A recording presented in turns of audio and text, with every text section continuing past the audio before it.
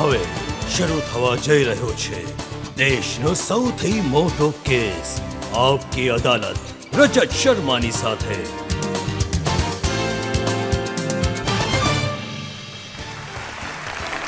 નમસ્કાર. Thank you very much. આપકી અદાલતમાં આજે મારા મહેમાન છે એક એવા વ્યક્તિ જેમના વક્તવ્ય સાંભળવા માટે દુનિયાભરમાં લોકો ભેગા થાય છે. એક એવા વ્યક્તિ જે 28 વર્ષથી રાજનીતિમાં છે, પાર્લામેન્ટના મેમ્બર છે, પોતાની વાત સ્પષ્ટતાથી કહે છે અને પોતાના લોકો માટે લડે છે. Please welcome Asaduddin Owaisi.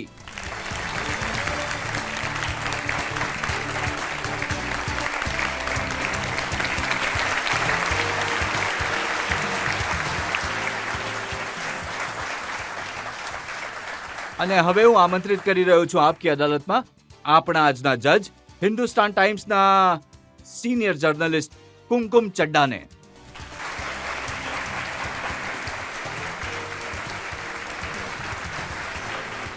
અને એ પહેલા કે આપકી અદાલતમાં આજનો કેસ શરૂ કરીએ, પરવાનગી લઈશું આજના જજ કુમકુમ ચડ્ડાની. અદાલતની કાર્યવાહી શરૂ કરવામાં આવી. અને પહેલા કે આરોપો અને સવાલોની વણઝાર શરૂ કરીએ, એક નજર નાખીશું અસદુદ્દીન ઓવૈસી સાહેબના પોલિટિકલ કરિયર પર. ઓલ ઇન્ડિયા મજલિસે ઇતિહાદુલ એ મુસલમીનના પ્રેસિડેન્ટ અસદુદ્દીન ઓવૈસી પોતાના બેફિક્રી નિવેદનોના કારણે હંમેશા સમાચારોમાં છવાયેલા રહે છે. सोनिया गांधी आज हुबली में है, राहुल गांधी हुबली में. अरे बात करो, मस्जिद को शहीद कर दिया, दरगाह को तोड़ दिए. हुबली में 150 बच्चे हैं, मगर शेतकर के लिए तायीद करने सोनिया गांधी आती है, जो आरएसएस से निकले और आज भी आरएसएस में है. અસદુદ્દીન ઓવૈસી 1994માં પહેલી વાર આંધ્રપ્રદેશ એસેમ્બલીની એમએલએની ચૂંટણી જીત્યા. 2 વાર એમએલએ બન્યા પછી અસદુદ્દીન ઓવૈસી 4 વાર હૈદરાબાદથી લોકસભાની ચૂંટણી જીતી ચૂક્યા છે. પાર્લામેન્ટમાં પરફોર્મન્સ માટે અસદુદ્દીન ઓવૈસીને સંસદ રત્નની ઉપાધિથી સન્માનિત કરવામાં આવ્યા છે. રાજકારણની સાથે સાથે અસદુદ્દીન ઓવૈસી માઇનોરિટીની ભલામણ માટે પણ કામ કરે છે. દાર ઉસ્લામ એજ્યુકેશનલ ટ્રસ્ટના chairman Asaduddin Owaisi engineering, architecture, management અને કમ્પ્યુટર સાયન્સ ભણાવવાવાળી ઘણી પ્રોફેશનલ કોલેજ ચલાવે છે. ઓવૈસી હોસ્પિટલ અને પ્રિન્સેસ ઇશરા હોસ્પિટલમાં દર્દીઓની સારવાર કરાવે છે. કોઓપરેટિવ બેંકના માધ્યમથી ગરીબ લોકોની મદદ કરે છે. The royal Islamic strategic studies સેન્ટરના 500 મોસ્ટ ઇન્ફ્લુએન્શિયલ મુસ્લિમ ઓફ વર્લ્ડની લિસ્ટમાં અસદુદ્દીન ઓવૈસીનું નામ વારંવાર સમાવિષ્ટ થાય છે. અસદુદ્દીન ઓવૈસીએ પોતાની પાર્ટી AIMIMને નેશનલ લેવલ સુધી પહોંચાડી છે. મહારાષ્ટ્ર અને બિહારની ચૂંટણી જીતીને પોતાના વિરોધીઓને ચોંકાવ્યા છે. વ્યવસાયથી વકીલ, લંડનના લિંકન ઇન બાર એટલો બેરિસ્ટર અસદુદ્દીન ઓવૈસી આપકી અદાલતમાં પોતાનો કેસ પોતે લડશે. તો ચાલો શરૂ કરીએ આજનો કેસ. આપકી અદાલતમાં પહેલો આરોપ બેરિસ્ટર અસદુદ્દીન ઓવૈસી પર. આપકી અદાલતમાં AIMIMના પ્રેસિડેન્ટ અસદુદ્દીન ઓવૈસી પર આરોપ છે કે તેઓ એક્સિડેન્ટલ પોલિટિશિયન છે. ઓવૈસી સાહેબ, એ સાચું છે કે તમારો રાજનીતિમાં આવવાનો કોઈ ઈરાદો નહોતો? તમે તો ક્રિકેટર બનવા માંગતા હતા, ઘણા સારા ફાસ્ટ બોલર હતા. જિંદગીમાં નસીબના નિર્ણયો તમે અને હું નથી કરી શકતા, એ નક્કી કરવાવાળો ઉપરવાળો છે. તો હા, એ જવાનીમાં એક ઈચ્છા હતી કે ક્રિકેટર બનું. પછી વડીલોએ સમજાવ્યું કે તમે ભણો અને ભણતર મેળવો. તો મેં મારા પિતાની વાત માની અને પછી ભણવા માટે જતો રહ્યો હતો હું. એ મેચ યાદ છે તમને જેમાં તમે 6 વિકેટ લીધી હતી? હા, એ Osmania university versus Bangalore intercity final હતી. ઓસ્માનિયા યુનિવર્સિટી ગ્રાઉન્ડ અને હું અને ઓસ્માનિયા યુનિવર્સિટીનો ઓપનિંગ બોલર હતો. તો મેં મેચમાં 6 વિકેટ લીધી હતી અને બીજી બેંગ્લોર યુનિવર્સિટીથી વેંકટેશ પ્રસાદ એ કરી રહ્યા હતા બોલિંગ. તો એમને કદાચ 1-2 વિકેટ મળી હતી. એ સાઉથ ઝોન યુનિવર્સિટીમાં સિલેક્ટ થયા અને હું સિલેક્ટ થયો અને પછી ક્રિકેટનું મારું કરિયર પૂરું થયું. ઘણું નુકસાન કરી દીધું તમે ક્રિકેટનું. એક સારો બોલર મિસ કરી દીધો અમે. નહીં, ને મારો ફાયદો થઈ ગયો. નહીં જુઓ, નથી ખબર મને, પણ જુઓ રમતમાં, ક્રિકેટમાં શું થયું હોત મારું. પણ મારી સાથે જેટલા પણ મારી સાથી હતા, માશાઅલ્લાહ બહુ જ સારા ખેલાડી હતા, સારા બેટ્સમેન હતા, બોલર હતા. બટ હવે એ જે છે કે જિંદગી એક સફર છે. કઈ મંજિલ પર કયા માર્ગે લઈ જાય છે એ તમને ખબર નથી હોતી. એના પછી તમે વકીલ બનવા ઈચ્છતા હતા? હા, વકીલાત મેં એલએલબી કર્યું લંડનથી, પછી લિંકનથી બારટ લો કર્યું. અ, હું યુએસ જઈને એલએમ કરવા ઈચ્છતો હતો, પણ મારા પિતાએ કહ્યું કે બેરિસ્ટ્રી કરો. પછી મેં કર્યું. એમની આ દુઆ હતી, સફળ થઈ ગયો. કોઈ ફરિયાદ નથી. પણ અમને ફરિયાદ છે કે તમે તો એક સારા એવા બ્રિલિયન્ટ સ્ટુડન્ટ હતા. મકડોનલ્ડ્સમાં કામ કર્યું, તમે ઓક્સફોર્ડના સ્ટોરમાં પણ કામ કર્યું. બિલકુલ, એ તો બધા જ કરે છે. જેટલા સ્ટુડન્ટ જાય છે, હું કોઈ એક્સેપ્શન્સ એ નથી. સમયનો એક ફોટો છે જે હું બતાવવા માંગુ છું લોકોને કે તમે કેટલા હેન્ડસમ દેખાતા હતા.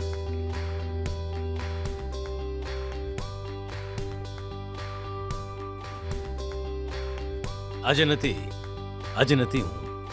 હેન્ડસમ હજી પણ છો, પણ હવે તમે રાજકારણ માટે આ ટોપી, દાઢી, અચકન, પાયજામો. નહીં, આ રાજકારણ માટે નથી. આ મારા હૈદરાબાદની પરંપરાનો ભાગ છે. હું આમાં મારી જાતને કમ્ફર્ટેબલ અનુભવ કરું છું. હું આ રાજકારણ માટે નથી કરતો. પણ રાજકારણમાં આવી કેવી રીતે ગયા તમે? હું જ્યારે પાછો આવ્યો 1904માં, તો એ સમયે મારા પિતા અને પાર્ટીના મોટા લોકો હતા. એમણે મને સમજાવ્યો કે જુઓ, રાજનીતિમાં ભણેલા ગણેલા લોકોની જરૂર છે, અને અલ્લાહે તમને યોગ્ય બનાવ્યા છે. તો તમે આવો પાર્ટી માટે કામ કરો, સેવા કરો. જ્યારે હું ઇલેક્શન લડ્યો 94માં, હું એક જ એમએલએ જીત્યો અમારી પાર્ટીથી, સિંગલ એમએલએ હતો. તો એ 5 વર્ષ ઘણી મહેનત કરવી પડી. પછી 94માં એમએલએ બન્યો. પછી 96માં પાર્લામેન્ટ ઇલેક્શન આવી ગયા. હજી તો થોડો શ્વાસ લીધો ત્યાં ફરી 98ના પાર્લામેન્ટના ઇલેક્શન આવી ગયા. પછી 99માં હજી એક આવી ગયું. તો એમાં શું થયું કે ઇસ્લામિક કેલેન્ડર હિસાબથી હું સફરના મહિનામાં જન્મ્યો છું. તો મારી માં હંમેશા ફરિયાદ કરતી હતી કે તું ઘરમાં નથી રહેતો. તો હું કહેતો હતો કે અમ્મા, તમે સફરના મહિનામાં જન્મ્યો, તો હવે હું શું કરું? તો સફર રસથી રાજનીતિની સફર શરૂ થઈ. ફરિયાદ તો વાઈફને પણ હશે, કેમ કે જે દિવસે લગ્ન થયા એના બીજા દિવસે તમે વિધાનસભામાં ભાષણ આપવા પહોંચી ગયા.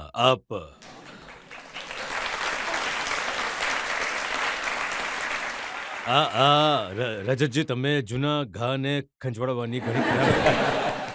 તમે તો તમારા ઘરે જતા રહેશો, પછી મારે પણ પાછું જવાનું છે. તો વાત એવી છે કે ઘરના લોકો નથી ભૂલતા, અને એ તમારો એક વીક પોઈન્ટ બની જાય છે. તમારે પણ ક્યારેક વિરુદ્ધ એનો ઉપયોગ થતો હશે. ઘણીવાર. જી હા. એક બે સવાલ લઈ શકીએ હમણાં પબ્લિકમાંથી? પૂછો. હમણાં યુએઈમાં એક બહુ મોટું હિન્દુ મંદિર બન્યું પ્રધાનમંત્રી મોદીજીની મહેનતથી. તો શું તમે ખુશ છો આ વસ્તુથી કે નહીં? અરે નહીં, આ તો યુએઈનો રાજા હું જે દિવસે બની જઈશ ત્યારે જવાબ આપી શકીશ. હું તો યુએઈનો બાદશાહ નથી. એ માત્ર પૂછી રહી છે કે તમે એનાથી ખુશ છો કે પરેશાન નહીં, છો? હું એટલા માટે ખુશ છું કે ત્યાં યુએઈમાં આપણું સ્ટ્રેટેજિક પાર્ટનર છે. યુએઈમાં આપણા લાખો ભારતના લોકો કામ કરે છે, અને ફોરેન એક્સચેન્જ ત્યાંથી આવે છે. તો એ રાજાઓએ ત્યાં નિર્ણય લીધો. મોદીજીને એમને રિક્વેસ્ટ કરી હતી કે એમણે એમને મંજૂરી આપી. જ્યારે હવે બંને દેશોના સંબંધો સારા હોય છે, તો એ ઘણું સારું છે, કારણ કે આપણને ઘણું મોટું ફોરેન એક્સચેન્જ ત્યાંથી આવે છે. આપણું ઘણું મોટું ટ્રેડ પાર્ટનર છે, અને એમનું એક ઇન્વેસ્ટમેન્ટ છે ઇન્ડિયામાં. કારણ કે આજકાલ તો આપણે જોયું છે કે જાવેદ અખ્તર સાહેબ પણ જય સિયારામના નારા લગાવડાવી રહ્યા હતા. અચ્છા, એમણે ક્યારથી ધર્મ માનવાનું શરૂ કરી દીધું? તો એથિસ્ટ છે ને?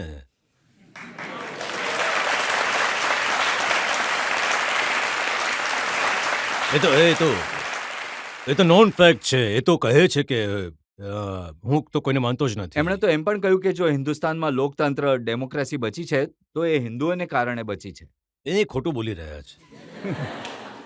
એટલા માટે કે જો લોકતંત્ર બચેલી છે અને બચેલી રહેશે, તો એ સંવિધાનને કારણે જે બાબા સાહેબ આંબેડકરે બનાવ્યું છે.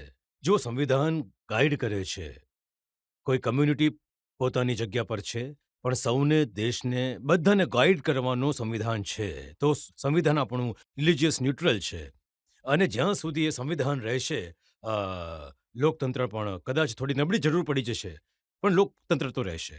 તમે કહો છો કે નબળી પડી છે, પણ ઘણા બધા મૌલાના, મૌલવી, ઉલેમા, હવે બરેલવી ઉલેમા છે, મૌલાના શાહબુદ્દીન રિઝવી, એમણે કહ્યું કે સેક્યુલર કહેવાવાળા મુસલમાનોનો ઉપયોગ કરે છે, મોદીને વોટ આપો.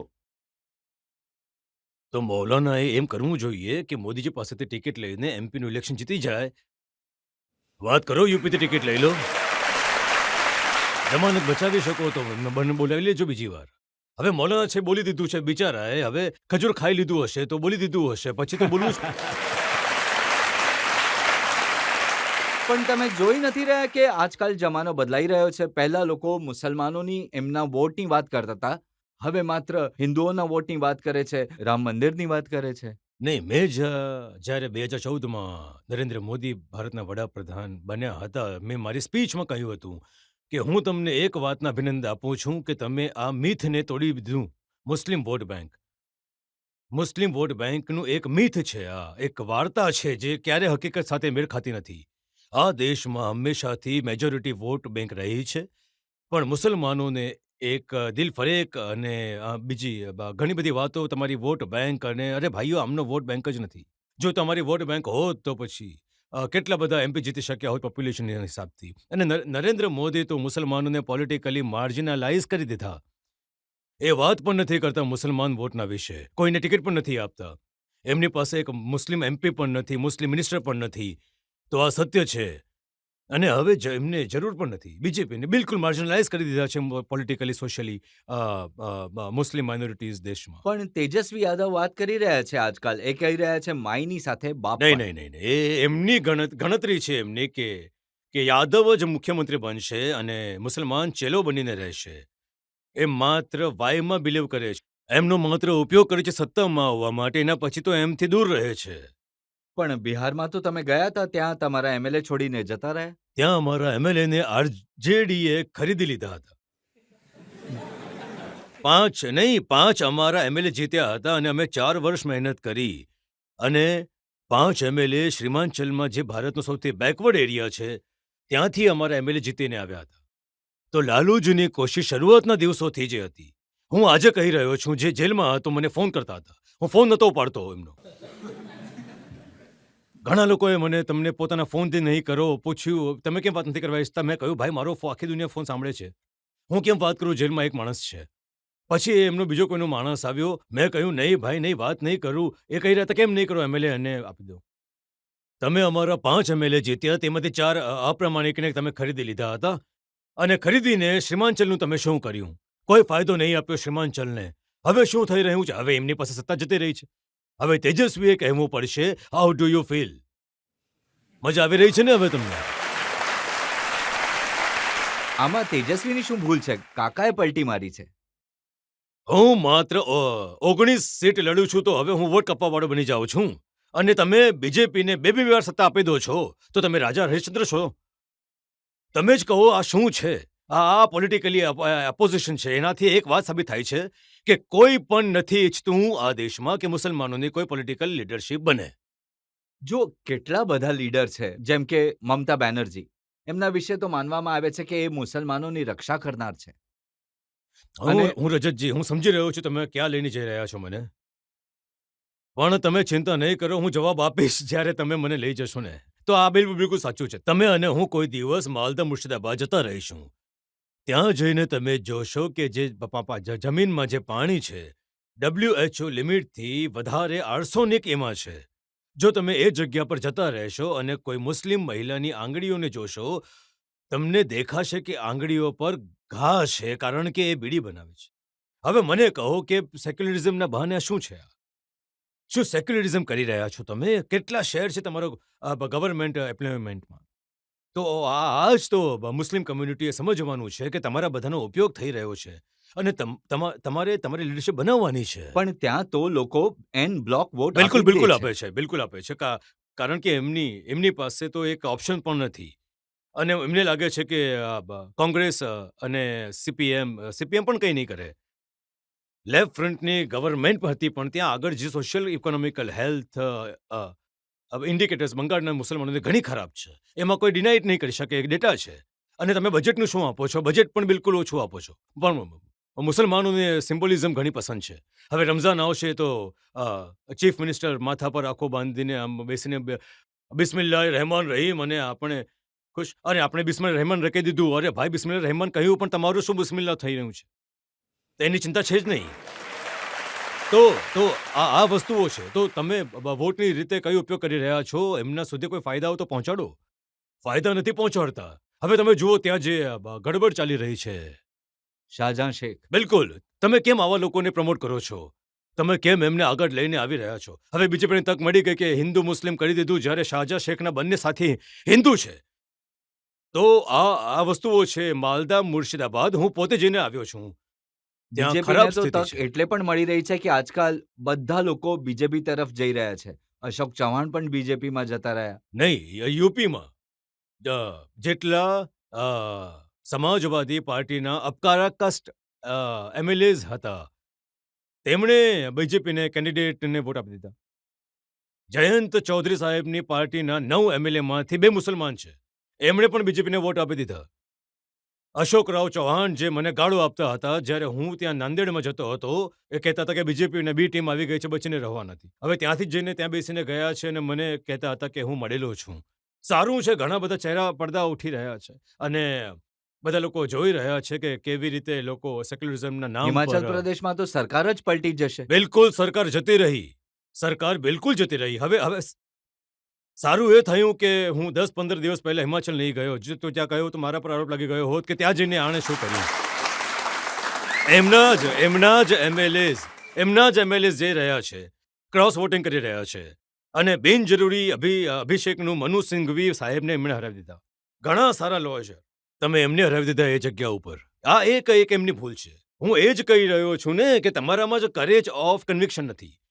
તમે નરેન્દ્ર મોદીજીથી આઈડિયોલોજી પર પ્રતિસ્પર્ધા કરશો ત્યારે જ તો તમને કોઈ સફળતા મળશે. તમે કહો છો કે અમારાથી કોઈ મોટા હિન્દુત્વના લીડર છે, તો લો ભોગવો. હવે જાટોનો લીડર હશે, ઠાકુરનો રહેશે, બ્રાહ્મણનો રહેશે, યાદવોનો રહેશે, કુર્મીઓનો હશે, કુશવાહાનો હશે, મરાઠાઓનો હશે, દલિતોમાં બે જાતોના હશે, ઓબીસીના નેતા હશે. ભારતના પ્રધાનમંત્રી પાર્લામેન્ટમાં ઉભા રહીને કહે છે કે હું સૌથી મોટો ઓબીસી છું, પણ મુસલમાનોનું કોઈ નહીં હોય. ભાઈ 17 કરોડની વસ્તી છે અને તમારી કોઈ પોલિટિકલ લીડરશિપ નહીં હોય તો શું આ આપણી ડેમોક્રેસી માટે સારું છે? પણ હવે 28 વર્ષ થઈ ગયા તમને પ્રયત્ન કરતા, તમે કેમ નહીં ઊભી કરી શક્યા લીડરશિપ? સર, હું તમને કહી રહ્યો છું 28 વર્ષ જે રોગ 45 વર્ષથી કેન્સરની જેમ ફેલાઈ ગયો હોય એ 28 વર્ષમાં ખતમ થઈ જશે. સૌથી મોટી ભૂલ જે મુસલમાનોએ કરી પોસ્ટ ઇન્ડિપેન્ડન્સ, લખનૌના એ મેદાનમાં ઊભા રહીને કહેવું કે અમે રાજનીતિમાં ભાગ નહીં લઈશું, અમે પોલિટિકલ લીડરશિપથી હટી જઈશું અને અમે આ પાર્ટી પર ભરોસો કરીશું. જે પાર્ટી પર તમે ભરોસો કર્યો એ જ પાર્ટીએ જીબી પંતના જમાનામાં બાબરી મસ્જિદમાં મૂર્તિઓ રખાવી દીધી. એ જ પાર્ટીએ માલ્યાના, હાસિમપુરા, નેલ્હીના રમખાણ થયા. બતાવો હવે આજે ભારતના પાર્લામેન્ટમાં કેટલા મુસ્લિમ એમપીસ છે? પણ એક સત્ય એ પણ છે ને કે જે દેશના મુસલમાન છે એ અસદુદ્દીન ઓવૈસી પર ભરોસો નથી કરતા. એમને લાગે છે કે આ બીજેપીને મદદ કરી દેશે. નહીં, ઠીક છે, મારા પર ભરોસો નહીં કરો, મને નકારી દો. એક શાયરનો એક શેર કહે છે કે અપને મન મેં ડૂબ કર પાજા સુરાગ એ જિંદગી. જો તમે મારા ન બની શકો તો પોતાના તો બનો. તમે પોતાના જ નથી બનવા ઈચ્છતા. તમે કોઈ પણ મુસલમાનને પૂછો, હા આ બધી વાતો યોગ્ય છે, બનો લીડર. કહે છે નહીં, આપણી પાસે પેલા નેતા છે, આપણી પાસે પેલી પાર્ટી છે, અમારી પાસે આમ કઈ નથી થતું. શું થશે? કઈ એ તો તમને કહે છે ને કે તુમ અગર મુझको ના ચાહો તો કોઈ બાત નહીં, કિસી और को चाहोगी तो मुश्किल होगी. નહીં. હું છે ને રજતજી પોતાના કોલેજના જમાનાની વાત કરી રહ્યા છે. એની પાછળ પણ એક કથા છે. તો મારો મામલો એ નથી. હું તો એમ કહું છું કે તમે મને નહીં ચાહો તો કાંઈ વાંધો નહીં, તમે બીજાને પસંદ કરી લો. ભાઈ તમે બીજા કોઈને પસંદ કરો, કોઈને અપનાવી તો લો. તમે ક્યાં સુધી બસ માત્ર બેવફાઈની બધી વાતો કહેતા ફરશો? ભાઈ કોઈને તો અપનાવી લો. જ્યારે શીખોએ પોતાની લીડરશિપ બનાવી લીધી, દરેક કોમની એક લીડરશિપ છે, એમાં કોઈ ડિનાય નહીં કરી શકે. પણ જ્યાં મુસલમાનોની પોલિટિકલ એમ્પાવરમેન્ટની વાત આવે છે, ઓહ, જીનાની યાદ તાજી થઈ ગઈ. અરે ભાઈ, જીનાને એમ ઠોકર મારી દીધી. અમે રિજેક્ટ કર્યો જીનાને, એટલે તો તમે આજે અહીં છો અને અમે રહીશું મૃત્યુ સુધી.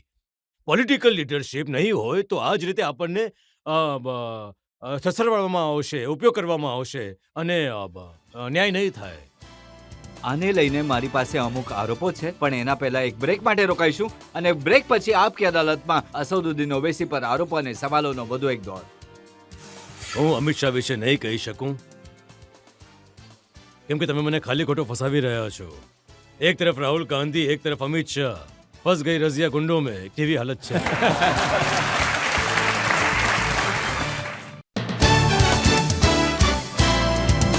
Welcome back. આપકી અદાલતમાં આજે આપણા મહેમાન છે બેરિસ્ટર અસદુદ્દીન ઓવૈસી. આપકી અદાલતમાં આગલો આરોપ. આપકી અદાલતમાં AIMIM ના પ્રેસિડેન્ટ અસદુદ્દીન ઓવૈસી પર આરોપ છે કે તેઓ બેવડી ચાલ ચાલે છે. આ વાત સાચી છે કે તમે નરેન્દ્ર મોદીના સૌથી મોટા ક્રિટિક છો. પાર્લામેન્ટમાં, પાર્લામેન્ટની બહાર તમારી દલીલોમાં પણ ઘણું સંભળાય છે. પણ નરેન્દ્ર મોદીના જે વિરોધી બાકી નેતા છે તેઓ એના પર ભરોસો નથી કરતા. તેલંગાણામાં રાહુલ ગાંધી ગયા હતા તો એમણે કહ્યું મોદીના છે બે યાર, ઓવૈસી અને કેસીઆર. તો મારું માનવું એ છે કે મોદીના જે યાર છે એ છે રાહુલ ગાંધી. મેં કહ્યું હતું ઓવૈસી મધ્યપ્રદેશમાં નહીં હતો, ઓવૈસી છત્તીસગઢમાં ન હતો. કઈ રીતે જીતી ગયા ત્યાં આગળ? તમે જતા રહ્યા, તમે સોદો કરી લીધો મોદી સાથે. એક દિવસ તમે સર એક પ્રોગ્રામ એવો કરો કે હું અહીંયા કેફેમાં બેસીને રહું અને ત્યાં આ તમારા વિરોધી પાર્ટીના તમામ વિરોધી ઊભા રહે. હું તમને કહી રહ્યો છું 10 મિનિટ નહીં બેસી શકે મારી સામે લોકો.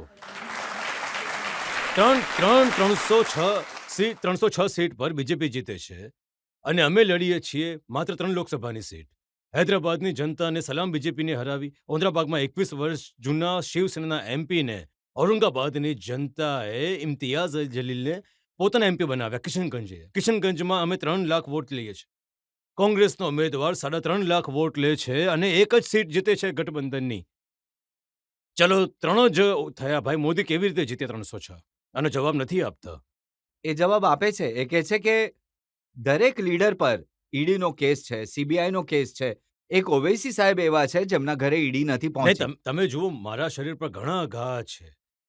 મારી આદત નથી કે હું દેખાડતો રહું કે મને અહીંયા ઘા છે, મને અહીંયા વાગ્યું છે, મને અહીંયા વાગ્યું છે. ઘણા ઘા છે. તમને શું લાગે છે કે હું ચીસો પાડતો ફરું, રડતો ફરું કે હું લૂંટાઈ ગયો, હું બરબાદ થઈ ગયો છું? ભાઈ મને આવું થઈ ગયું. આવું થાય જ્યારે અચ્છા જે દિવસે હું સત્તામાં આવીશ, સ્વાભાવિક છે કે એડી મારી પાસે આવશે. જે દિવસે હું મિનિસ્ટર બનીશ, જે દિવસે હું ખોટું કામ કરીશ. એટલે જ તો એ કહે છે ને કે જે મોહબ્બતની દુકાન છે એના દરવાજા ઓવૈસી સાહેબ માટે બંધ છે. અરે ભાઈ સર, ઘણું સારું છે. હું તો કહું છું કે એ દરવાજો બંધ જ રહે હંમેશ માટે. ગરીબનો દરવાજો તો મારા માટે ખુલ્લો છે. જેને ન્યાય પસંદ છે એને દરવાજો મારા માટે ખુલ્લો છે. જ્યારે દિલોમાં અમે આવી ચૂક્યા છે તો હવે આનું શું કરવાનું? જુઓ, આની અસર એ છે ને કે મોદીના વિરુદ્ધ જે અલાયન્સ બન્યું છે એ અલાયન્સમાં તો તમારી જગ્યા નથી. નહીં, પહેલા જ જાહેરાત થઈ ચૂકી હતી. જાહેરનામું બહાર પડી ચૂક્યું હતું. જાહેરનામું આવી ચૂક્યું હતું કે ઓવૈસીને અલાઉ નહીં કરવામાં આવશે. આ એલિડ ક્લબ છે ભારતનું સેક્યુલર ચૌધરીઓનું. તો હું શું કરું? હું તો ટ્વિંકલ ટ્વિંકલ લિટલ સ્ટાર છું. હું ક્યાં જાઉં ત્યાં આગળ? તો મેં જિંદગીમાં એ જ શીખ્યું છે કે તમારે દરવાજો તોડીને ઘૂસવું પડશે. મેદાન એમ જ બનાવીશું, જઈશું. નહીં બોલવા દઈએ છીએ તો હું શું કરું? પણ એક વાત સાંભળો.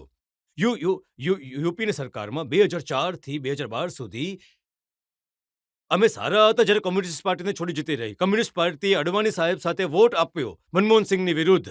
અસદુદ્દીન ઓવૈસીએ મનમોહન સિંહ માટે વોટ આપ્યો. ત્યારે હું દૂધનો ધોયેલો હતો. હવે જુઓ, હવે અચાનક કેટલું બદલાઈ ગયું છે વાતાવરણ.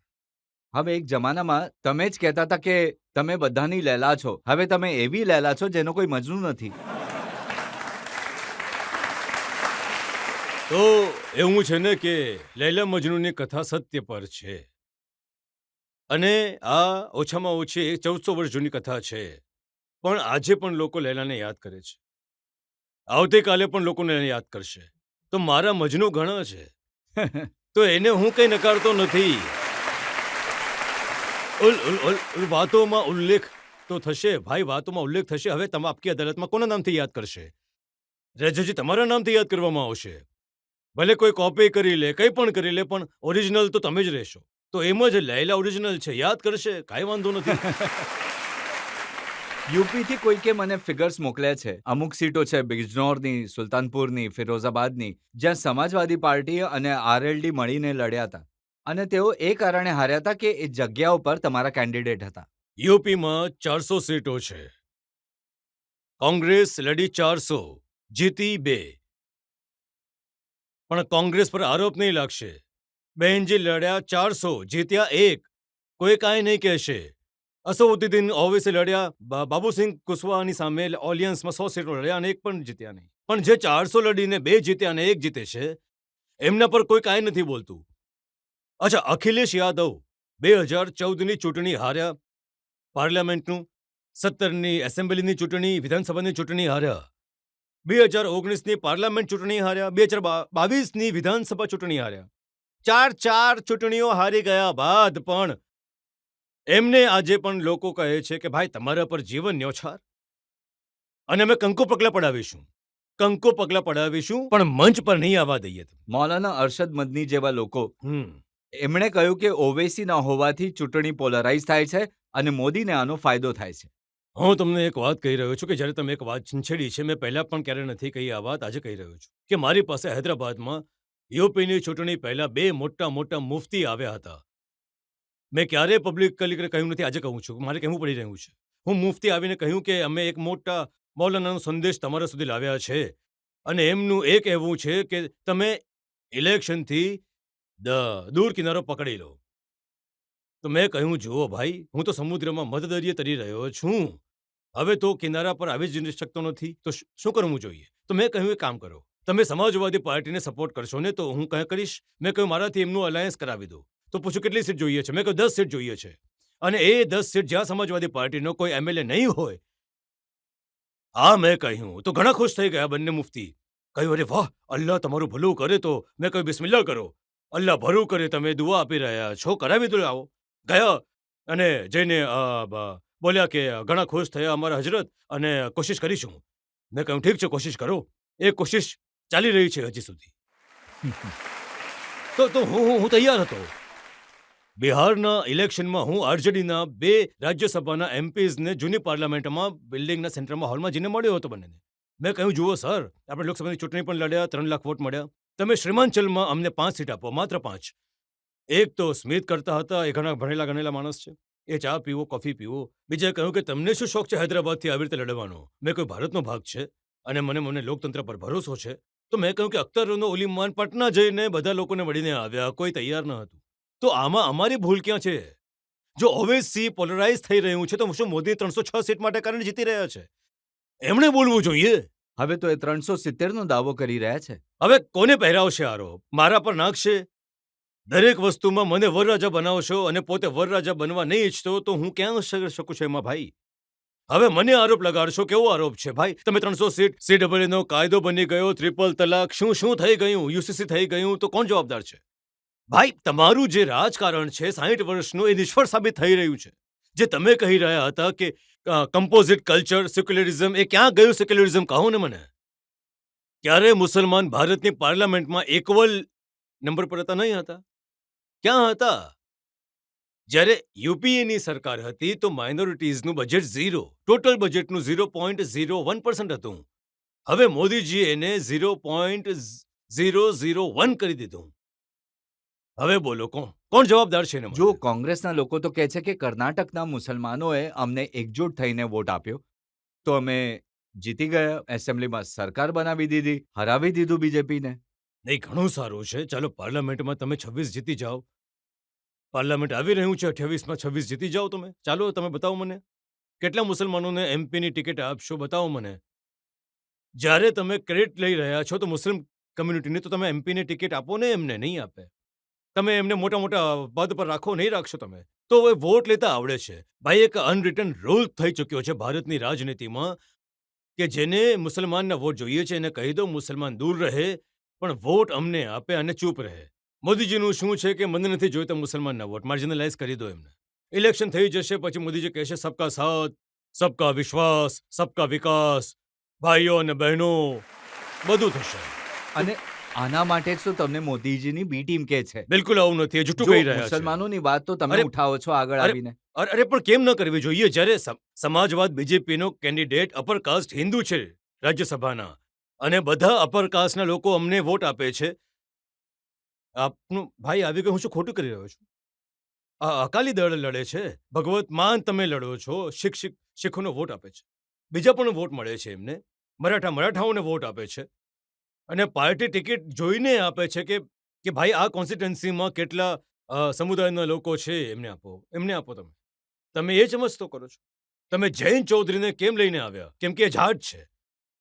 ભાઈ વેસ્ટર્ન યુપીમાં એમને ધોઈ કઢાવવા છે બીજેપીને, જૈન ચૌધરીને લઈ આવ્યા. તમે રીતેશ પાંડેને કેમ લઈ આવ્યા? કેમ કે અપર કાસ્ટના છે. તેઓ ઘણા ઉદાહરણો આપી શકું તો છું. તમને કેમ કોઈ લઈને નથી આવતું કે આમની પાસે પણ મુસલમાન વોટ છે? નહીં.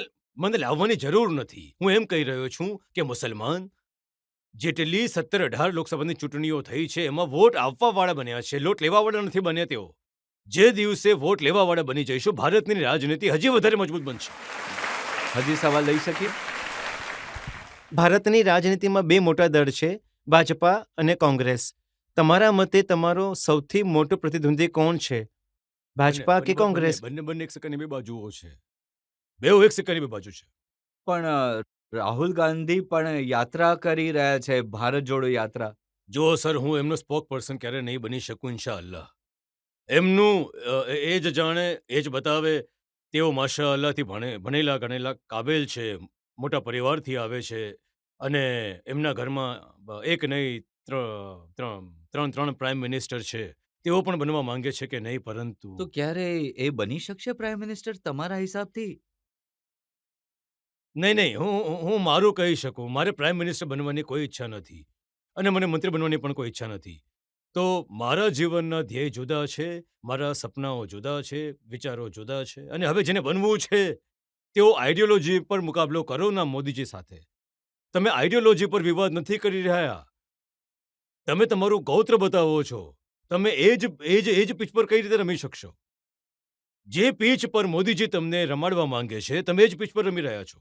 આટલું ચૂંટણીઓ થઈ ગઈ રહી છે, તમે જોઈ રહ્યા છો. તો આ તો એ જ અનુભવી અને કાબેલ લોકો છે, એ જ છે. એટલે જ અમિત શાહ કહે છે કે એક એવું સ્પેસ ક્રાફ્ટ છે જેને કોંગ્રેસ વારંવાર લોન્ચ કરી રહ્યું છે, પણ નથી થઈ રહ્યું. હું અમિત શાહ વિશે કંઈ નહીં કહી શકું, કેમ કે તમે મને ખાલી ખોટો ફસાવી રહ્યા છો.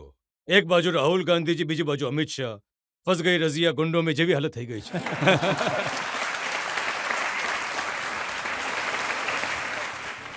અહીં વધુ એક બ્રેક માટે રોકાઈશું અને બ્રેક બાદ અસદુદ્દીન ઓવૈસી પર આરોપો અને સવાલોનો વધુ એક દોર. 8,000 લોકોની લાશો બિલ્ડિંગમાં ડેપ્રીઝમાં પડેલી છે, અને મોદીજી વાત જ નથી કરતા. અને મોદીજી શું કરે છે? દુબઈ જાય છે, ત્યાંના શેફને મળે છે, હબીબી મળો ગળે. હવે બતાવો આ કેવો પ્રેમ છે. Welcome back. આપકી અદાલતમાં આજે આપણા મહેમાન છે અસદુદ્દીન ઓવૈસી. આપકી અદાલતમાં આગલો આરોપ. આપકી અદાલતમાં AIMIM ના પ્રેસિડેન્ટ અસદુદ્દીન ઓવૈસી પર આરોપ છે કે તેઓ મુસલમાનોને ડરાવે છે. ઓવૈસી સાહેબ, મેં તમારા ભાષણો સાંભળ્યા છે. એવું લાગે છે જાણે તમે મુસલમાનોને કહી રહ્યા છો કે મને વોટ આપો, નહીં તો મોદી આવી જશે. નહીં, આ તો બેટા સોજા વરના ગબ્બર સિંહ આ જાયગા જેવી વાત થઈ ગઈ. નહીં. જુઓ, હું ફરીથી કહી રહ્યો છું, 3 સીટ હું લડી રહ્યો છું, અને આ કહેવું કે મારા કારણે મોદીજી બીજેપી જીતી જશે, કોઈ ખોટું છે. હા, હું કહી રહ્યો છું કે આપણા પોલિટિકલ લીડરશિપને મજબૂત કરીએ જ, તે કરીને ભારતની રાજનીતિમાં તમારો અવાજ હોય, તમારા પ્રોબ્લેમને કોઈ સાંભળી શકે. તો મારા કોઈ પણ એવા ભાષણ બતાવો જેમાં હું ડરાવી રહ્યો. હું ડરાવી નથી રહ્યો. તમે ડરાવી રહ્યા છો. તમે કહો છો આપણા ઓળખને જોખમ છે, આપણા અસ્તિત્વને જોખમ છે. 17 કરોડ એવા છે જેવા કે હિટલરના જમાનામાં. બિલકુલ. એક વાત સાચી છે, કહી રહ્યો છું તમને. દિલ્હીમાં એક 600 વર્ષ જૂની મસ્જિદને વગર લીગલ પ્રોસેસ ફોલો કરી તમે મસ્જિદને ધ્વંસ કરી નાખ્યો છે. કબ્રસ્તાનથી કફન નીકળીને બહાર આવી ગયું. એ શું યોગ્ય છે? તમે કહો. બિલ્કિસ બાનુએ શું ગુનો કર્યો હતો કે જેના પર ગેંગ રેપ કરીને એની દીકરીને 3-2 વર્ષની દીકરીને એની માને મારવા વાળાને મોદીજી સરકારે છોડી દીધી. શું ગુનો હતો બિલ્કિસ બાનુનો? આમાં ડરાવવા વાળી વાત શું છે? આ તો હકીકત છે. આખી દુનિયા જોઈ રહી છે આને કે શું કરી રહ્યા છે બીજેપી. અને બીજેપીને કોઈ મુસ્લિમ વોટની જરૂર નથી. એ તો પોલિટિકલી માર્જિનલાઇઝ કરી નહીં, એ ચૂક્યા તો છે. તમે પોતે જ કહી રહ્યા હતા એ મોદીજીનો નારો સૌનો સાથ એ સૌનો તો ચૂંટણી વિશ્વાસ. પછી. ચૂંટણી પછી. ચૂંટણી દરમિયાન નહીં. ચૂંટણી દરમિયાન કંઈ જ નહીં. મુખ્તાર અબ્બાસ નકવી એમના લીડર છે. એમણે અમુક આંકડાઓ કીધા. એમને કહ્યું કે આપણે ત્યાં મુસ્લિમ પોપ્યુલેશન 14.2% છે.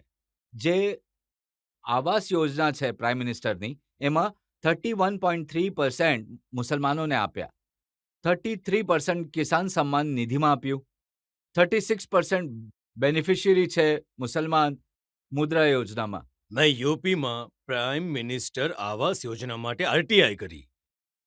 એનો રિપ્લાય જોઈ લો. આ બધું શું કહી રહ્યા છો તમે? શું કહો છો તમે? આરટીઆઈ કરી છે, એનો રિપ્લાય જ નથી કરી રહ્યા. અચ્છા, યુપીને વાત કરો છો તમે? અરે ભાઈ, યુપીમાં તમે અલ્હાબાદમાં ઘર છે મહિલાના નામ પર, તમે પતિને નોટિસ આપીને ઘરને ડિમોલિશન કરાવી નાખ્યું. કેમ ડિમોલિશ કરાવી નાખ્યું? સીએ નો પ્રોટેસ્ટ કર્યો તમે? આ કોઈ ન્યાય છે? તમે બતાવો. યુપીનું ઉદાહરણ આપો છો તમે, તો મેં સાંભળ્યું, તાળીઓ ના પાડો તમે. યુપીમાં હથકડી કન્વિન્ટેડ પ્રિઝનર છે. હથકડીમાં એમાંથી એક એમપી પણ છે, પ્રિઝનર છે. પોલીસની કસ્ટડીમાં આવીને ગોળી મારી દે છે અને કહો છો યુપીમાં બધું કુશળમંગળ છે. આ કઈ રીતે શક્ય છે? હવે આ વાત તો યોગી આદિત્યનાથ કહી જ રહ્યા છે કે ઉત્તર પ્રદેશમાં લો એન્ડ ઓર્ડર ઘણો હા, સુધરી તો ગયો લો છે. એન્ડ ઓર્ડર એ જ છે ને કે અમે ગોળી મારીએ, બુલડોઝર ચલાવીએ. આ તો રૂલ ઓફ લોમાં આવતું નથી ને. જો કાલે તમે સત્તાથી દૂર થઈ ગયા અને થશો દૂર, પાવર કોઈ એકની પાસે રહેતો નથી. પાવર ઇન્દિરા ગાંધી પાસે નહીં રહ્યો, નહેરુ પાસે નહીં રહ્યો. આપણે બધા દુનિયાના મુસાફરી છીએ. આજે અહીં બેઠા છીએ. એ શું એક શહેર છે રાહત ઇન્દોરીજીનો. એ શહેર તો એમ જ છે ને કે હમ સબ કિરાયેદાર હૈ, જાતિ મકાન થોડી હૈ, સબ હમારા, સબ ચલા જાયેગા એક દિન. જે દિવસે સત્તા તમારી પાસેથી જતી રહેશે, કાલે એવું જ તમારી પાસે કરશે કે તો તમે શું કરશો? તમે બોલો. હું એ જ તો કહી રહ્યો છું કે તમે આવું કામ નહીં કરો. કોઈ એવું ખોટું કામ નહીં કરો. તમે એનો પ્રેસિડેન્ટ બનાવી દો છો. તમે તો એ જ કરી રહ્યા છો. પણ યુપીમાં કાયદો વ્યવસ્થા લો એન્ડ ઓર્ડરમાં સુધારો થયો છે કે નથી થયો? જો સર તમે બધાને ગોળીઓ મારશો, જે નાના ક્રાઇમ હશે એને પગમાં ગોળી મારીને મીડિયાની સામે લાવશો કે ભલાની જગ્યા પર આ ક્રાઇમ થયું, એને ગોળી મારી દીધી. અહીંયા ગોળી મારવાથી શું થશે? તમે દેશને ગોળીથી ચલાવશો કે સંવિધાનથી ચલાવશો? એ તો નહીં થશે ને. તમે બુલડોઝર ચલાવી રહ્યા છો, ઘર તોડી નાખો છો. અરે આ કેટલા ઘર તોડી દીધા તમે? હવે હિસાબ જ નથી. બધાના ઘર. ના, આ જે કર્યું એની અસર યુપીમાં જનતાને રાહત મળી કે નહીં મળી એ હું નહીં પૂછી નહીં રહ્યો છું. નહીં આ જુઓ, જે આજે શાંતિ છે ને, આ કબ્રસ્તાનની અને સ્મશાન ઘાટની શાંતિ છે. આ શાંતિ યોગ્ય નથી. સંતોષની શાંતિ અલગ છે, સ્મશાન અને કબ્રસ્તાનની શાંતિ અલગ છે. આ જે શાંતિ તમે જોઈ રહ્યા છો ને, એને તમે સમજી રહ્યા છો કે સરકાર સમજી રહી છે કે આ મોટી શાંતિ છે. ભાઈ, શાંતિનો અવાજ નથી આ. આ શાંતિ ઠીક નથી આપણે માટે. હું તમને યુપીના ફિગર્સ કહું છું. એ કહે છે કે અમે કોઈ ભેદભાવ નથી કરતા. યુપીના કુંવર બાસિત અલી સ્ટેટ પ્રેસિડેન્ટ છે માઇનોરિટી મોરચાના. એમણે કહ્યું કે 40 લાખ પ્રધાનમંત્રી આવાસ યોજનાના ઘર ઉત્તર પ્રદેશમાં મળ્યા, જેમાંથી 18.5 18.5 લાખ બેનિફિશરીઝ મુસ્લિમ્સ છે. કોઈ ભેદભાવ નથી. અને સ્પેસિફિકલી જો કહીએ તો એમણે શાહજહાંપુરનું ઉદાહરણ આપ્યું છે. આ જગ્યા પર 760 ઘર બન્યા, જેમાંથી 524 મુસલમાનોને આપ્યા, 70%. તો તમે આપ્યા તો કોઈ મહેરબાની કરી છે કે શું? ભાઈ, અમે પણ ટેક્સ પેયર છે, દેશના પૈસા છે. યોગીજીના ઘરના પૈસા છે કે શું? એમના ઘરના તો પૈસા તો નથી ને, દેશના પૈસા છે. તમારે તો કોન્સ્ટિટ્યુશનમાં આર્ટિકલ 30 રાખવામાં આવ્યું, કોન્સ્ટિટ્યુશનમાં રાઇટ ટુ ઇક્વાલિટી રાખવામાં આવ્યું, કોન્સ્ટિટ્યુશનમાં આ બધી વસ્તુઓ રાખવામાં આવી છે. તો તમારે કરવું જરૂરી એ છે. કહી રહ્યા છે કે અમે ઘર આપી રહ્યા છે, અનાજ આપી રહ્યા છે, અને ઓવીસી સાહેબ કહે છે કે દાઢી ટોપી જોઈને એને લોકો મારવા લાગે છે. બિલકુલ મારી રહ્યા છે. તમે તમારી કસ્ટડીમાં 2 લોકોને તમે મારી દીધા. કોઈ મહિનો, દરેક મહિનામાં 2 લોકોને ગોળી મારી દો છો. તમે દરેક મહિને 2-3 ઘર તોડી નાખો છો તો બિલ્ડોઝરથી. એના વિશે વાત કરો. કેમ વક્ત પ્રોપર્ટી પર કબજો કરી રહ્યા છો ગવર્મેન્ટ? વક્ત પ્રોપર્ટીને કેમ છીનવી રહ્યા છો તમે લોકો? એ તો કહો ને તમે. તમે કેટલું બજેટ માઇનોરિટીઝનું એ પણ કહી દો ને તમે. માઇનોરિટીઝનું ડિપાર્ટમેન્ટનું, મદ્રસેના ટીચરોને તમે પગાર આપવાનું કેમ બંધ કરી દીધું?